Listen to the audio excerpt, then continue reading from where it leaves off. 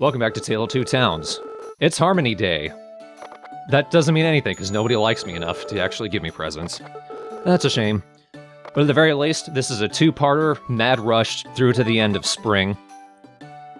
And luckily, just in time, we've got our first crops, which is a good thing, because Georgia has a job for us. And of course, the Harvest Goddess needs to tell us, hey, you did something.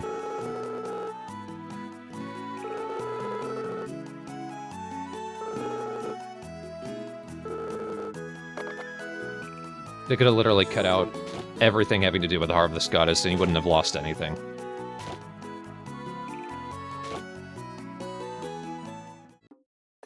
I go ahead and harvest the rest of it. I'm going to leave those plots empty until I'm able to dig irrigation trenches before I do anything else with them.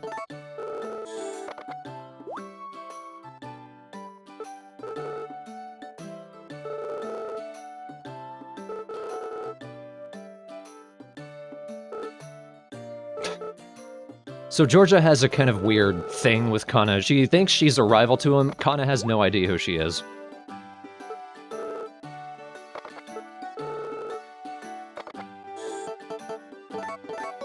More udon noodles. Eventually I'm going to be hanging on to a batch of udon whenever I eventually make it myself, because I can actually cook with them. Make a couple interesting recipes. Also, I'm not going to actually tell you when it's the next day or not. You're just going to have to keep an eye on the bottom screen to see when I'm jumping around. Some days go by with almost nothing happening. You've seen pretty much everything, so I'm not going to worry about showing that to you. I also have a very bad habit of not actually checking in on Cam and buying flower seeds. So that's the last flowers we'll be growing this spring. I also finally remember to check in on Kana and actually get a new horse cart. The votes came in, and the winner was the bamboo cart. Seeing as we already live in Bluebell, might as well have a little bit of Asian flavor going on. We can also upgrade it twice. I have enough to upgrade it the once, so we'll have to come back later. But still, that's a full storage slot of extra space for us.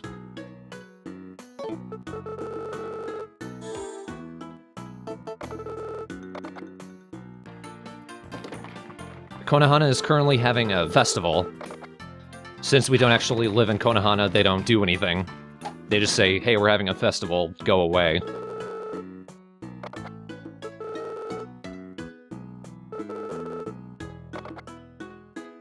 If it was a festival, they wouldn't be hanging around. You wouldn't be able to talk to them, like, if we lived here. Since we live in Bluebell, everyone's still outside, you can access them normally. So it's like it's not even a festival. Piss off.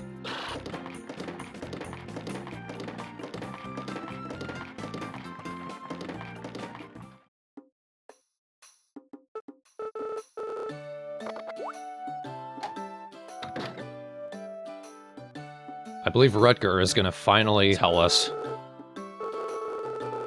Thank you. 16 days in. We would know about this much earlier if we lived in Konohana. This is such an annoying mechanic. We should have this right at the start. I don't need to wait until he comes in, hey, I'm gonna tell you about something, and then you'd say, no, I already know about that, and now I actually magically know about it. And irony upon ironies, it's Rutger's birthday, so I still have to be nice to him. At least till I get that fishing rod. This is how irrigation trenches work, though. You just use that kind of slow, smooth working animation to your advantage while you're hoeing. It's also a good point to use the fertilizer. If you plant a fertilizer in its own little plot, it's not going to fertilize anything else. What the fertilizer does is increase the star rating of our crops up a half star. It works continuously for a while. It's only temporary. We'll see it slowly draining over time. Trenches do not work in a T shape, though. It has to be in one continuous line. How to really get it to work is down the line over on the Konohana farm, you'll eventually get the option to make a seed maker, and using that together with fertilized crops is how you get the star ratings up all the way up to 5. Otherwise, you're stuck with just a half star. Here we go. Enrique is one of the people who usually asks you for small coins. He's the main reason I'm hanging on to them. Also, he's like the creepiest guy to actually do anything for. Case in point. Now you know why that's the banner for this part.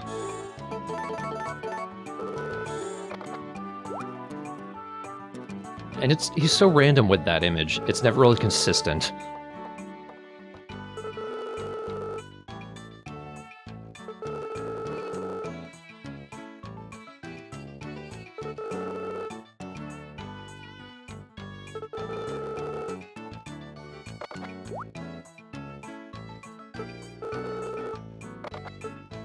We'll see, Enrique.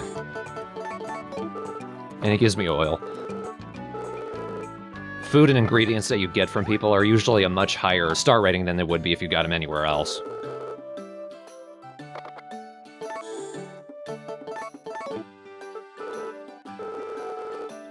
It's marked on the calendar. I don't know crap, man.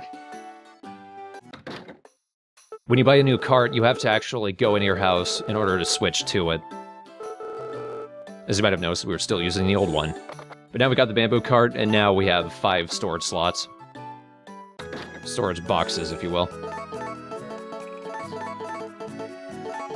Pretty nice, and still that yellow wonderful I can't do anything with.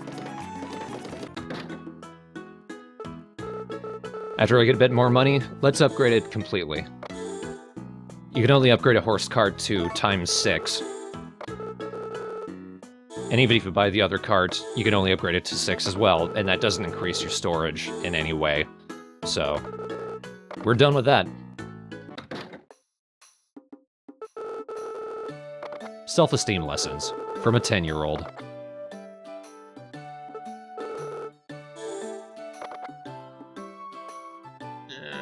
Nah.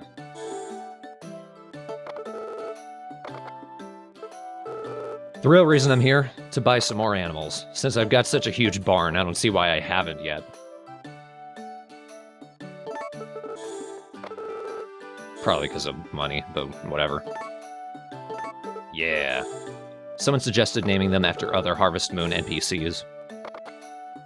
And there's none quite as unforgettable as Dunhill. And that was another name suggestion. I like that. Gonna eat all the other animals.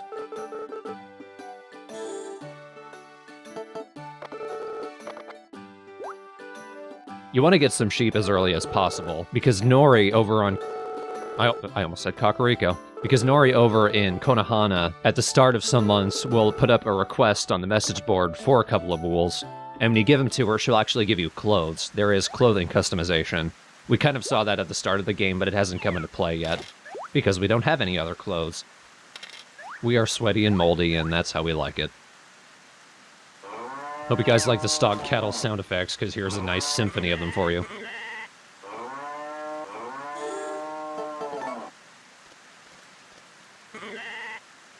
I'm thinking my ultimate plan for here will be like 50-50 cows, sheep on one end, and then the special animals we can get later on in the game to fill up the rest of the barn.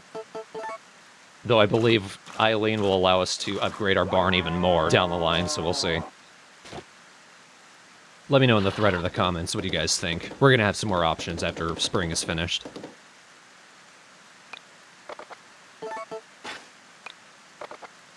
Come on, Grady. This is one of the dumb things of some of the requests. They'll ask you for crops that you literally cannot grow, or get in any way. We can't grow cucumbers unless we had actually lost one of the cooking festivals and gotten the seeds. Otherwise, we would have to wait for the next year in order for us to be able to buy them.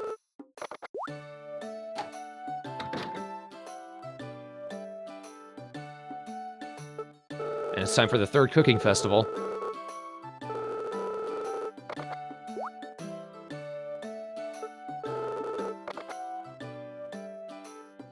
I want to know where he's getting all these high-end ingredients. And why I have to buy all the crappy ones.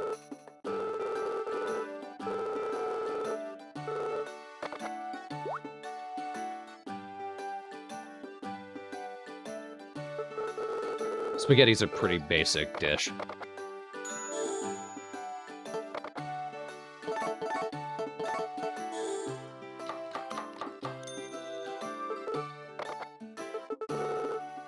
There are a couple of recipes that actually use spaghetti as an ingredient as well.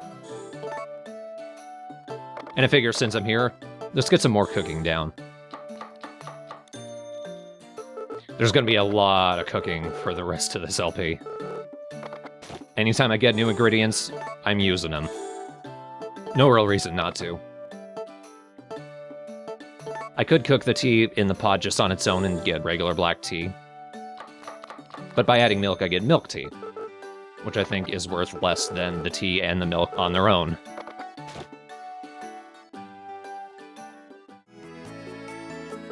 I don't cut this one nearly as closely this time.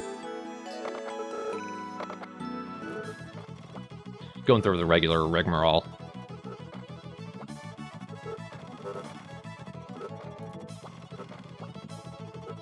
I do really hope that was Raoul's dish.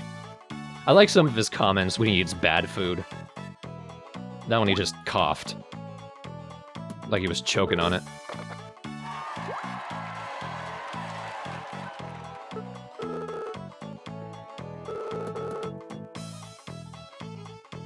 Even when I'm on his side, I just don't like that guy. I think it's his smug expression that I hate more than what he actually says.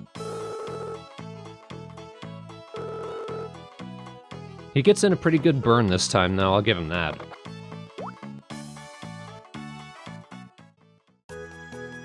Once again, we get great butter. I want to get their friendliness meter as high up as possible, though sometimes I do feel like it would be actually more beneficial to lose one of these, just for the items I get. But I need money more than I need individual items.